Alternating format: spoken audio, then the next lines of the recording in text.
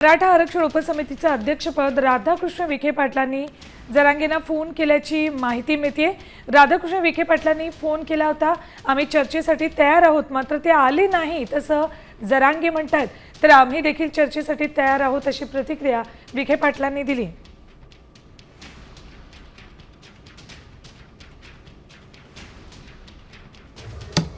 आमचा नंबर आहे तो, त्यांचा फोन आलेला। फोन काय आले गेलता मग असं उलट नाही बोलायचं कवा की चर्चेची तयारी असेल तर आम्ही जायला तयार आहे। सरपंच म्हणले वाटतं बाबा तुम्ही सकाळी आत झोपलं बाबा, दिवसभर बेजार आहे, ठीक आहे म्हणे, मग सकाळी येतो काय अडचण नाही, पण मी आत्ता येऊ शकतो म्हणे लगेच। हां मग ते जमतं का मग? असं कसं खोटं बोलायचं? चर्चेला तयार होतो ना आम्ही, म्हणूनच तर ते येतो म्हणले ना। आता त्यांच्यातच काय झालं आम्हाला काय?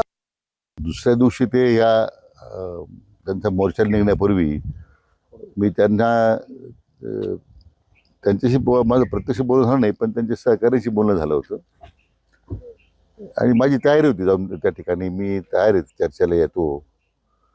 परंतु मी त्यांना म्हटलं की चर्चा करून जर आंदोलन थांबणार असेल तर त्या चर्चेला काही अर्थ राहणार आहे, अन्यथा चर्चा केल्याच्या नंतर जर पुन्हा तुमचं आंदोलनावर तुम्ही कायम असाल तर शेवटी तो तुमचा अधिकार आहे। आता isakal.com आहे देशातील नंबर 1 ची मराठी न्यूज वेबसाईट। प्रत्येक अपडेटसाठी isakal.com ला नक्की भेट द्या।